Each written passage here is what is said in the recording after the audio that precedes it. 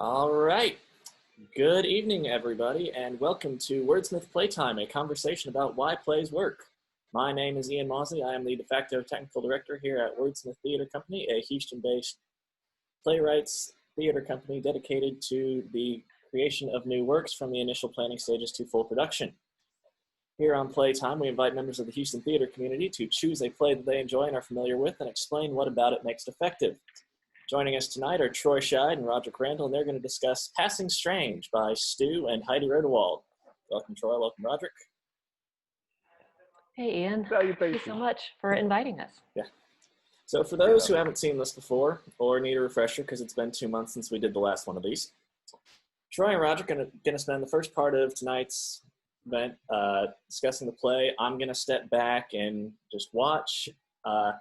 And I'm going to be keeping an eye on the chat here on Facebook because y'all are going to be asking questions. And then in the second part of the event, I'm going to ask those questions to Troy and Rodrick, and they're going to answer it. We're looking to go about 30 to 45 minutes tonight. So sit back, relax, and Troy, Rodrick, take it away. All right. We're really excited to be talking about a musical that is actually both of our favorite shows, which is Passing Strange, with the text, book and script by Stu, music co-composed by Stu and Heidi Rodewald. And I think, Rodrick, you found the show the same way I did, which is seeing a broadcast on PBS. Oddly enough, so I heard of the musical before I saw it. Mm-hmm. And I heard of it because I was searching for musicals in my undergrad, not because I like musicals, but because I figured they might be advantageous to my career. And when I started searching, like right before I graduated from Sam Houston State, I started off with shows that featured Black cast because I figured, it's always something relatively familiar. And I stumbled upon it.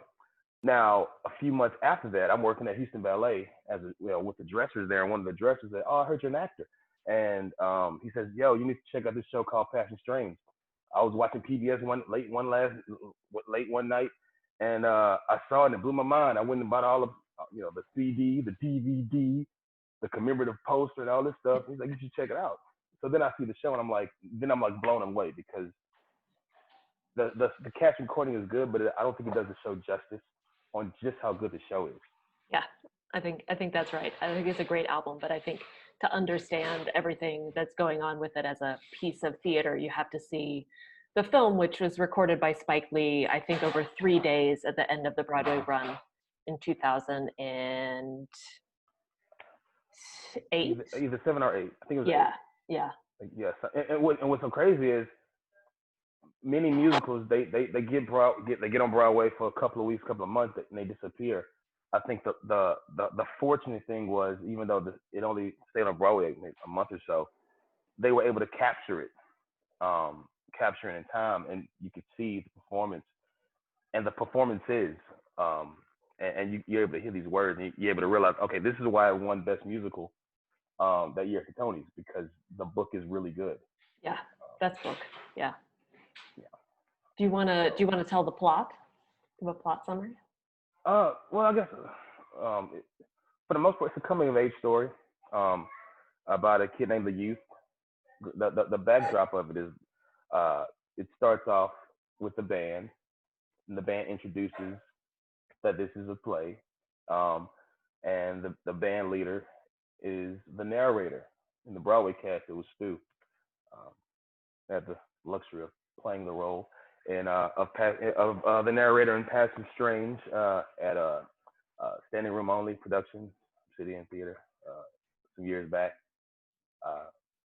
Enough about me, about the show, back to the show, I digress. And the Youth, he starts off in LA, and his mute art endeavors and even soul searching endeavors take him around the world to Amsterdam and Berlin in search of the real. That's it in a nutshell. About spoiling things. Yeah. I think we should let people know that we probably are going to be spoiling things. So. Hashtag spoiler alert. Yeah, I will. Yeah. But I didn't want to start it off spoiling it. You know, like, let's give people time. Yeah. So yeah, it's definitely it's an experience, to say the least. Uh, makes you laugh, makes you cry, makes you think. And the way it's written is very beautiful poetry, very poetic, like very poetic. I feel like every time I watch it, I just unearth something new about it. And then there are also these lines that just hit you so powerfully. Like one thing the youth says at the end of Act 1 is,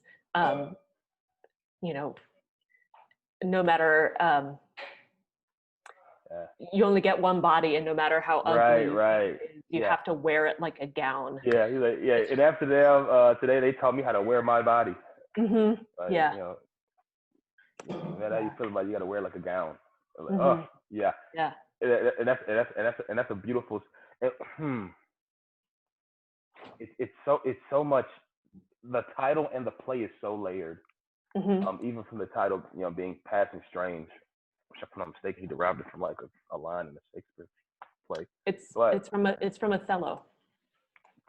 Exactly. Yeah. I thought so. Yeah. But it's so interesting because of the themes that they talk about in the show, like passing.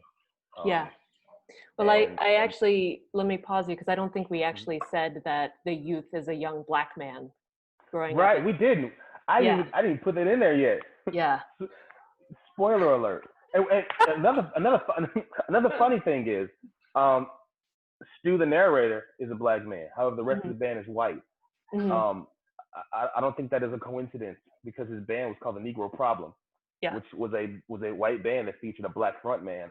And also the name of Negro Problem, the Negro Problem, is almost a social commentary of rock and roll and how, with the exception of like Jimi Hendrix, Lenny Kravitz, Prince, you rarely see a black lead front man in rock and roll.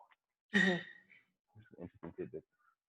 But yeah, and oddly enough, in spite of the fact that, and I think this was something they did on purpose intentionally as well, the cast itself was black. He's traveling around the world, and you can see the range of these actors playing these people around the world. Yeah. But you also visually see all these black people on stage. Yeah. Which is awesome. Yeah. So that affects the context of the word passing. And then the funny thing about like normal and weird or strange, what's real and what's not, all those things kind of culminate together to make you say, at least me. Like, passing strange.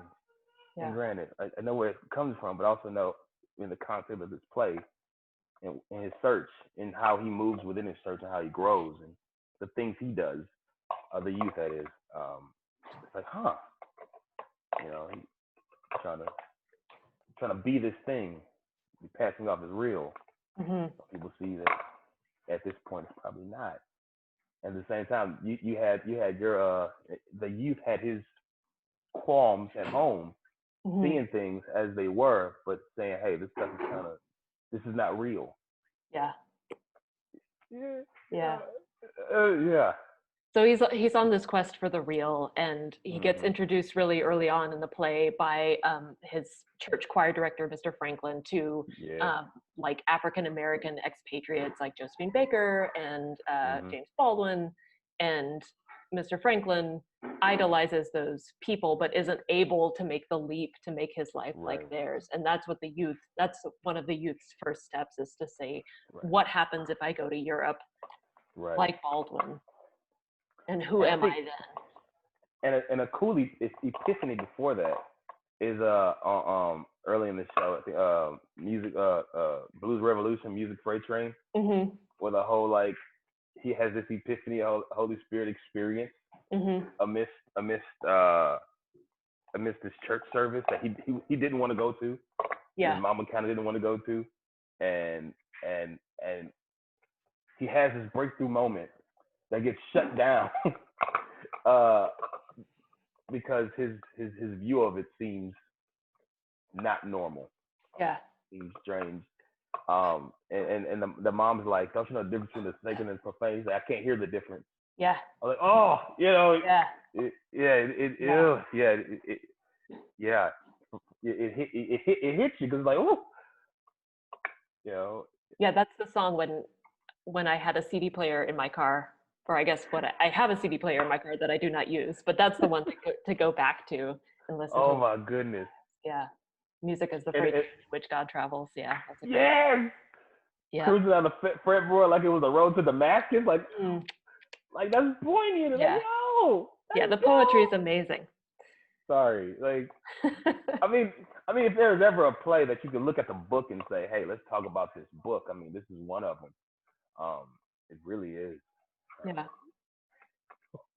Yeah. So one of the things you're asked to talk about is what is it that makes this play effective? Yeah. And so for me, and this is going to be a big spoiler because I'm going to talk about the youth's relationship with his mom. So his mom is the first person he kind of leaves behind on this journey. And she pops up every once in a while. It's very funny. She's like, hi, give me a call. It's the holidays, you know, we understand how annoyed the youth is by what he feels are her unreasonable demands on him. He's off making his career in art, and she passes away at the end of the play before he's able to get back to see her. Like he's on the plane coming home to see her, and he doesn't make it in time. And the narrator and the youth have this kind of gentle, quiet confrontation where the narrator says, your song has been passing for love. And so the youth is trying to deal with all of these, you know, his relationships by writing songs about them, and you know, his identity by performing the role of what all of his European friends think a Black man is supposed to be. And then so I'm just trying to like bring all these threads together. And so then there's another character, Desi, who's like telling you like a fire hose, only love is real, only love is real. And then at that moment at the end where Stu, the narrator, says, your song has been passing for love and you will never see her again. And then he says, I will see her again. And for me, understanding that that's the moment that Stu, the person, decided to create this musical so that he could see his mom every night. That's what makes this play effective.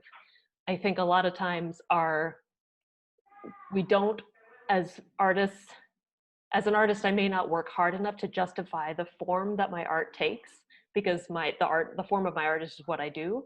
But why is it a play instead of a novel, or instead of a movie, or instead of a CD, or, you know, album? And I think this play, despite the fact that it exists as a movie and as a concert, sort of justifies its existence as a play because of that moment of theatricality where they get to relive, they get to briefly see each other on stage for the run of the show. Yeah. Yeah. It sounds eloquent. Yeah. Yeah. I guess for me, it's so effective because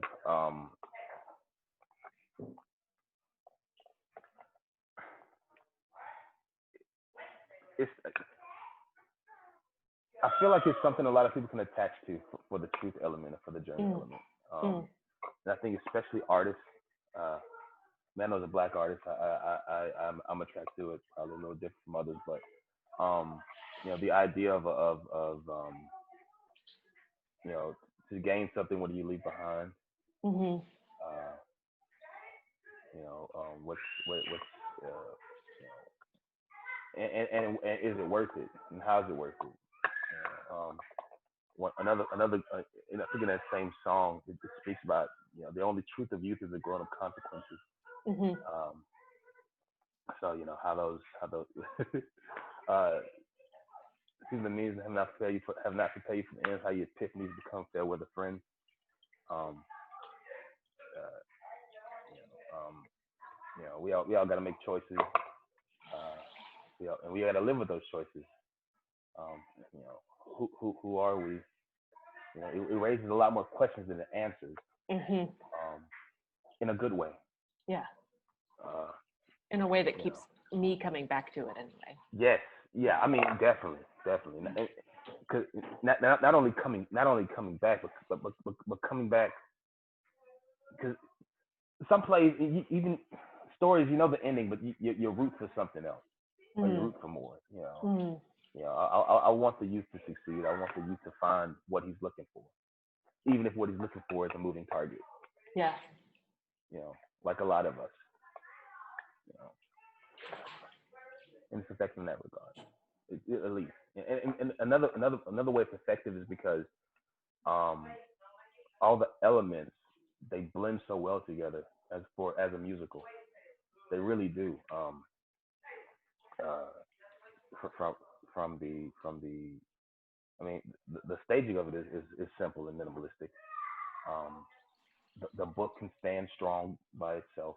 The lyrics stand strong by themselves. The music stands strong by itself as well. The fact it's able to blend so many different things, and it doesn't try to be a musical. It just happens to work really well as a musical. Yeah. You know, just like there's a part in the show where he's like, this is the part of the show where we're supposed to, you know, have this nice, you know, going away show tune, but we don't know how to write those kind of tunes. Yeah. Yeah. So they make fun of French avant-garde cinema instead. Yes. Yeah. Oh man, yeah. It's so much creativity that goes into this show. Yeah. I mean, it's not like, how do we make this story into a musical? The story is a musical, like inherently. Yeah.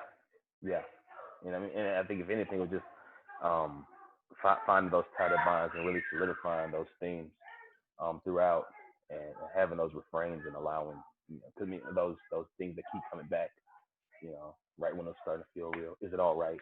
Mm-hmm. You know, his last conversation with his mother in the play, he asked, you know, he's like, hey, I'll come see you when I can. Is it all right? Yeah. And you can tell from the other end of the phone that that's probably not the best decision. Yeah. There's something happening here. I saw it coming and I didn't want to see it coming. Yeah. Like the first time I saw it, I was like, no, oh. Yeah. Yeah. But his first epiphany, and you know, while he's finding out this, you know, this amazingness with his youth friends and the choir director, music director, you know, in Arlington Hill, you know, he says everything's all right, and you hear it throughout the play, you know, almost a question of, you know, is what I'm doing what I'm supposed to be doing? Is everything all right? Yeah. Oh yeah, and the going back to the real and fiction, one of the things he says to Mr. Franklin in the car. Yeah. If it were any more real, it'd be fiction. It'd be fiction. And then, yeah, and so that for me, that's like the whole. Stu talks about the musical as autobiographical fiction. So it's not true. It's more than true because it's art. And then one of the things at the end, I feel like there's this, you know, the confrontation between Stu and the narrator, and then Stu also tells this story about the development of the piece where he's, you know, goes with a producer or something to a bar, and the producer's like, you know, the youth is trying to find in life something that can only be found in art. Yeah. And then Stu says, you know, the life is a mistake and art is here to fix it. You know, so I'm paraphrasing that one, but that's so for me, just like the way that you cannot separate the content from the form makes it a perfect musical, and it's also so effective on so many different levels. I agree.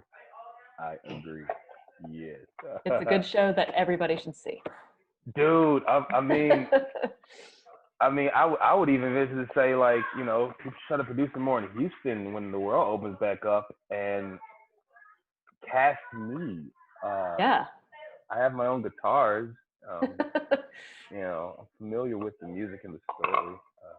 I'm here, but no. But in all honesty, it really is a good show. It's It's incredible. And it's an experience. Um, What's your favorite moment that we haven't talked about yet?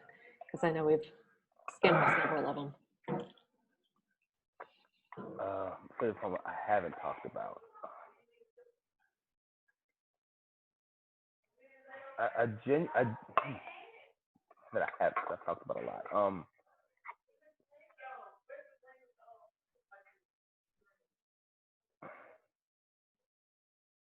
I'm okay. I'm biased. Work the wound is a great moment. Mm. Is such a almost powerful rock ballad. That can show you how the rise and the fall can happen within the same person, within the same context. And how you can use something, as medicine, something that's soothing, something like art, and at some point it can turn dark really quick, and not be so therapeutic anymore. But again, it also leads to that big monologue that it has about the guy. They go to the bar and he tells them about how the real is. Another part is how the perception of blackness changes everywhere he goes. Literally from his starting where he is in middle class Los Angeles. It is the neighborhood is like, okay, you do this, you live the American dream, you get the wife, you get the kids, you get this, that, and the other, and he sees cracks in it, from his mother to his music director, so on and so forth. And it's funny how he can see the kinks and things around it, but not necessarily the kinks in himself.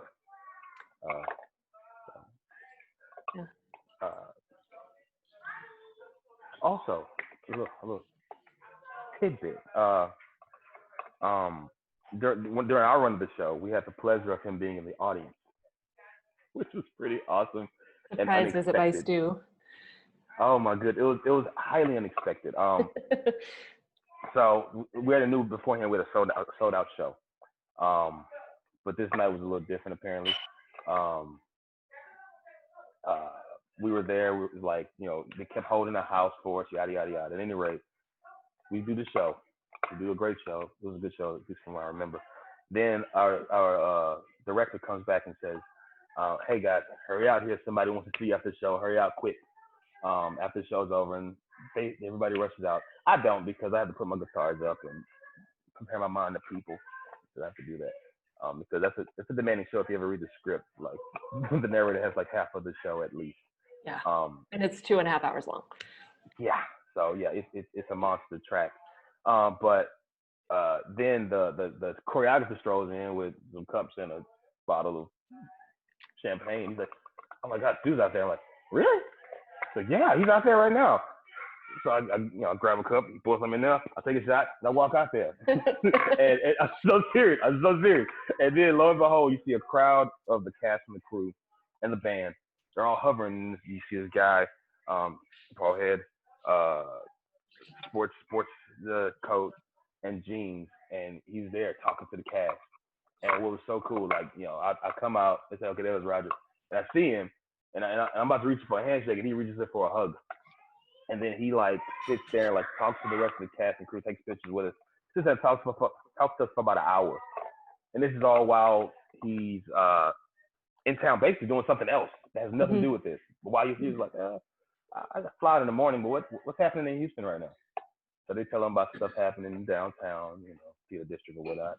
And they're like, "Oh yeah, by the way, somebody's doing your show down the street in the Heights." He's like, "Oh yeah, take the Uber over there. Come see the show." Super random. The director gave us his seat, and he didn't tell us, which is even cooler. So it was a big surprise. It was very humbling to see this. Awesome. Yeah, very human. Yeah. Very, very humbling experience. But yeah, that's his baby. So I'm sure he takes every chance to see his show on stage. Yeah. So yeah, it was really cool. And then after he's like, yeah, I gotta be leaving. He was calling himself an Uber. Yeah. One of the guys in the cast was like, well, I drive for Uber. I can get rides at your hotel. Like, how cool is that? Yeah. So yeah. We still got the pic. And the funny thing, that was the same night my wife and her family were coming. So I was like, okay, I was gonna be my physical keys anyway. But it was like icing on the cake, like, even after. Took pictures with all of us. Took pictures with me and my wife. Took a picture of me and my wife there. Yeah, I'll take a picture. Yeah. So yeah. All right, y'all. So seems like a good time to take a look at what people have been saying here on Facebook.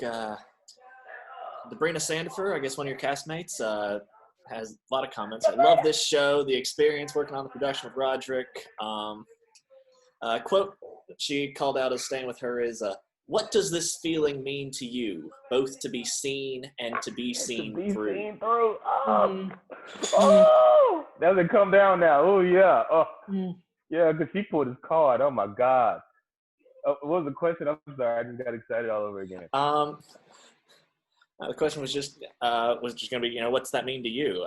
That quote. So, because it's a good quote. It's dude. Every single line in the show is a good quote. Every single line. Oh my God. Because and it's crazy because it seems like when within the show, whenever somebody approaches him with something that's really true and genuine and real, he doesn't actually know how to accept it. Because that was one of those moments where she was like, he was pleading to him to some degree, like, yo, you don't have to put on any you don't have to put on any like anything for me. You know what I'm saying? And she sees through it. Desi in Berlin. But also even in Amsterdam, before he leaves Mariana, as he gives her a key to her house, to her place, to her, and he's like, yo, I gotta leave here because this ain't enough. It's just like, I thought everything was all right. Maybe it's unfortunate that you only see like the surface and you're not able to see the whole city. And then he's like, well, if things don't work out, then maybe I can come back. And she's like, no.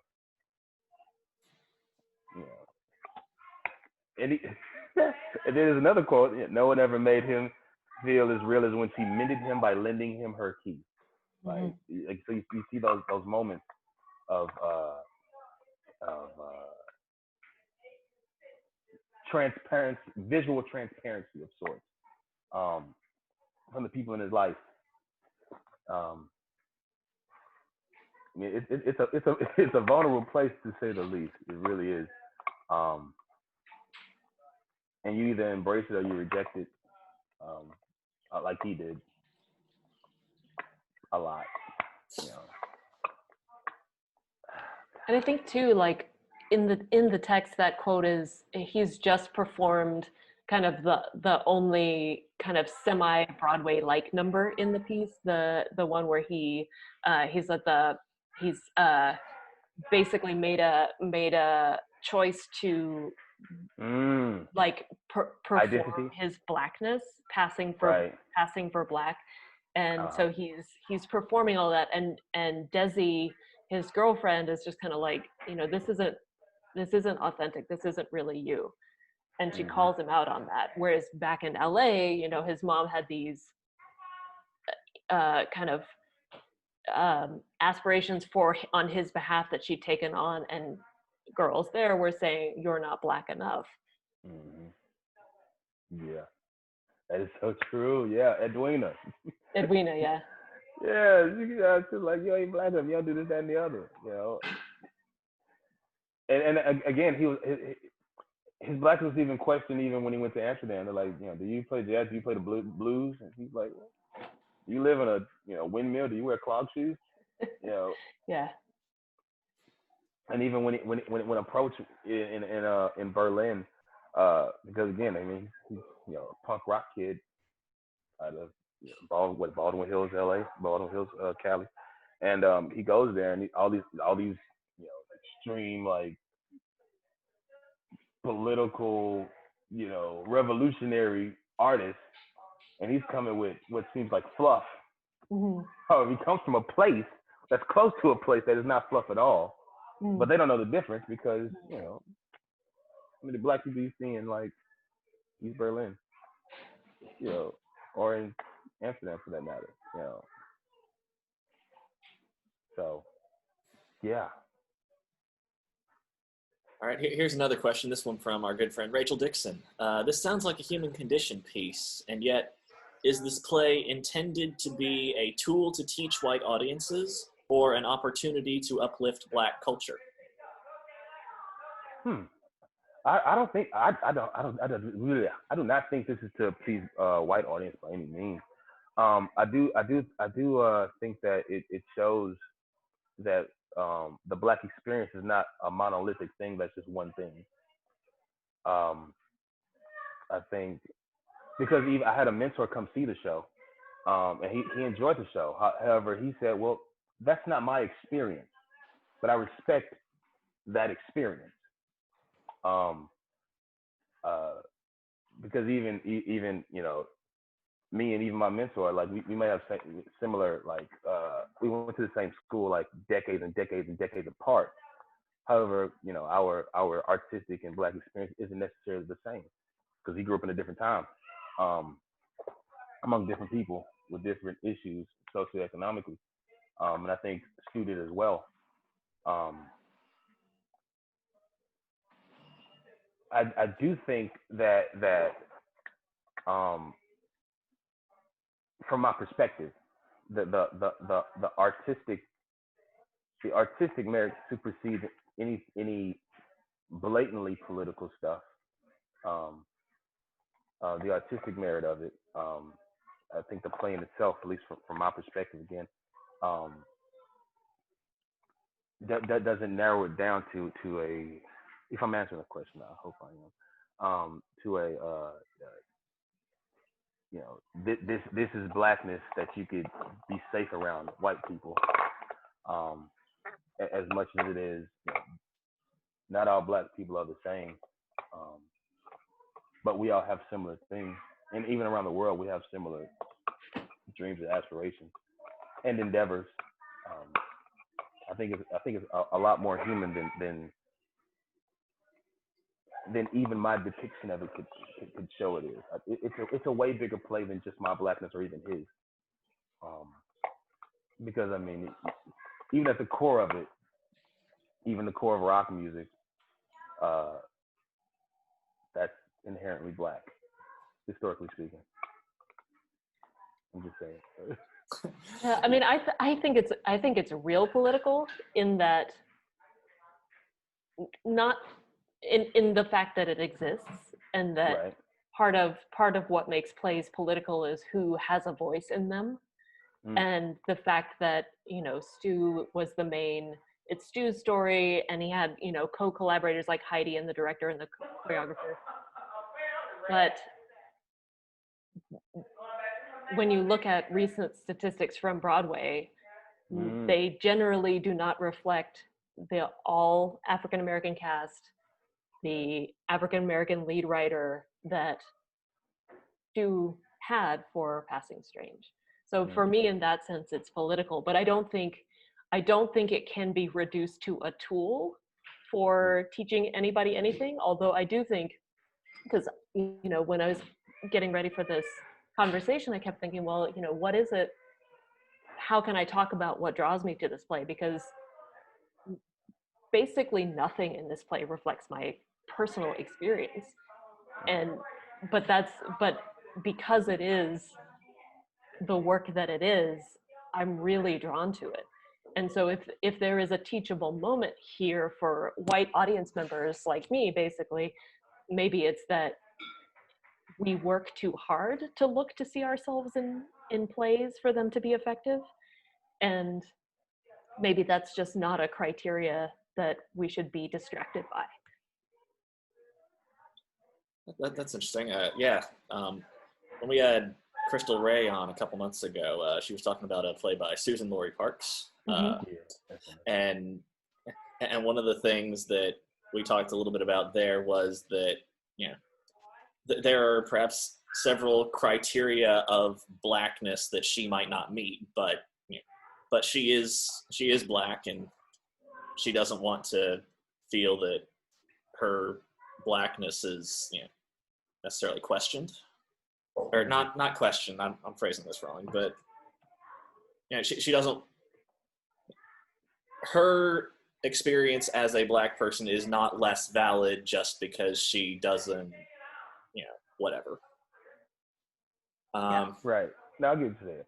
I mean, I think it would seem that the global perspective of blackness is something that can be questioned in general.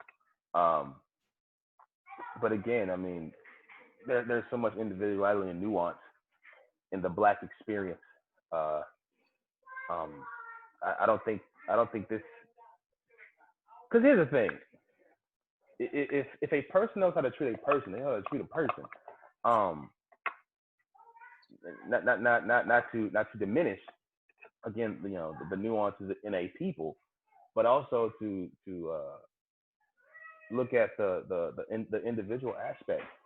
And unfortunately, even sometimes within this play, people aren't allowed to be individuals. Sometimes they have to like within the black experience. Sometimes you're not allowed to be an individual. You have to either be a football player or a recording star or something else. That actually ties into one of the things we talked about on Saturday when we were preparing for this. You mentioned there were several characters in the play that were unhappy in the boxes they felt limited to, but they were still trying to fit the youth into boxes themselves. Mm-hmm. Yep. Because even at the beginning of the play, his mom is trying to drag him to church, but he doesn't want to go to church. But the funny thing is, she also doesn't really want to go to church.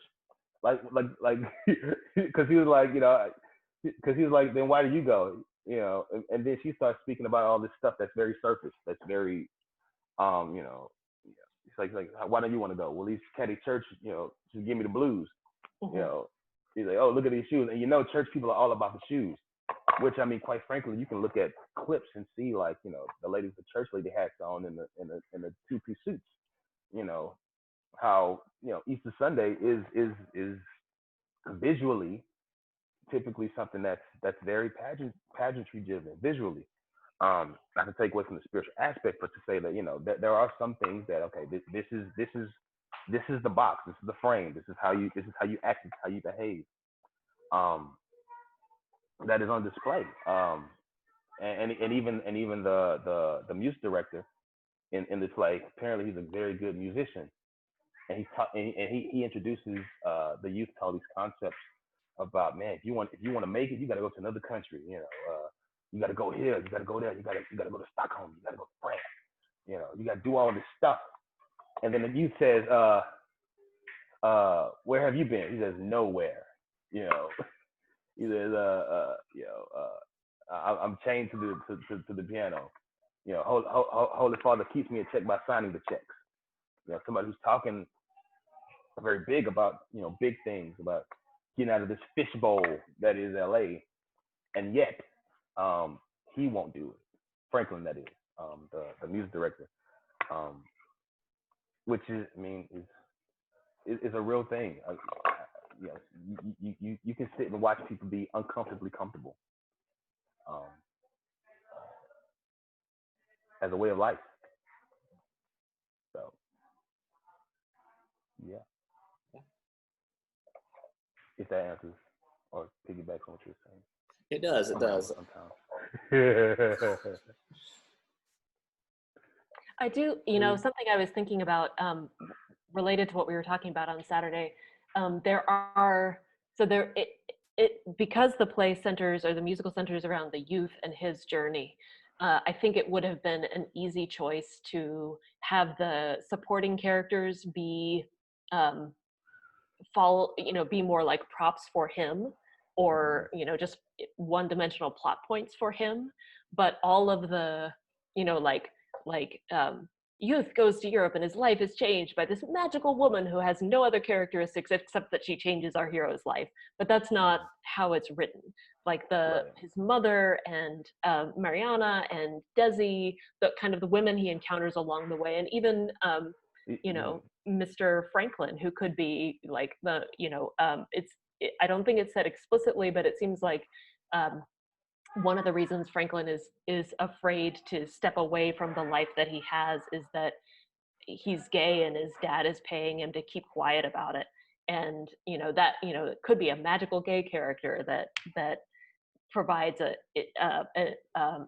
epiphany for the main character, but they're all three-dimensional and they don't necessarily get a lot of time to draw their own portraits, but they are all real human beings with wants and needs.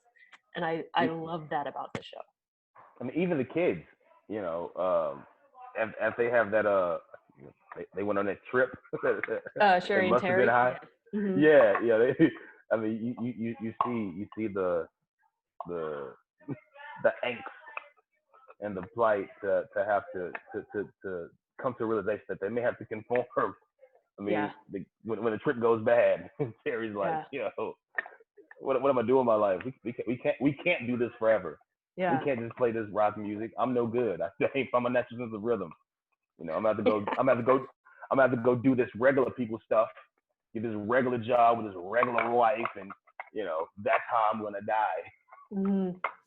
All right, I think we got time for one more question. Another one from. I just want to say that their band is called the Stereotypes in the play, and it's brilliant. Anyway, go ahead. Last question of the night from Debrina Sandifer. What do you think causes this show to be underrated or not produced often? Can I answer that in kind of a sideways way? Please do.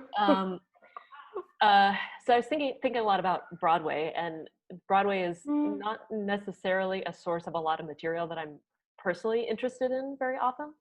And if you look at some of the work that Nicole Brewer has published on HowlRound, recording the statistics of whose stories are told on Broadway and who's telling those stories, they lean heavily white. Broadway is a predominantly white institution. And I think the gatekeeping that happens in bringing a piece of like Stu's story to the prominence of Broadway cheats all audiences out of works like this. I think, like I was saying, the form and the content of this show are so integral to each other that I can't say if it's the unusual form, the unusual content, but it is a story where your average Broadway theater goer may not look at it and say, oh yeah, I relate to that. I do not see myself in the content, but personally, I'm okay with that. So I think it's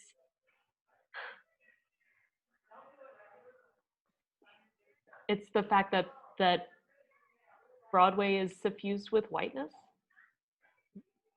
You said that very eloquently. Yeah. This ain't Broadway enough for Broadway. Yeah. Despite the fact that it's an excellent musical. Yeah. And I will say it was a project that was nurtured by the Public Theater, which also nurtured Hamilton and Hadestown, and is reliably a source of works by diverse artists. Mm-hmm. But why do I only know about one of those sources? And where will I see Stu's future work, and where will I see the work of other artists who are able to command a stage and share tell the story like Stu tells it? When does Passing Strange stop being the exception? All right. Well, yeah. I mean that sounds about like it, and I think we are out of time. Thank you to Troy and Rodrick for joining us. Thank you to everyone who submitted questions and comments. Thank you to everyone here on Facebook who's joining us, spending part of your Monday evening here. Join us in 2 weeks when we're going to have Matt Hune on, the artistic director at Rec Room. Thank you all, and good night.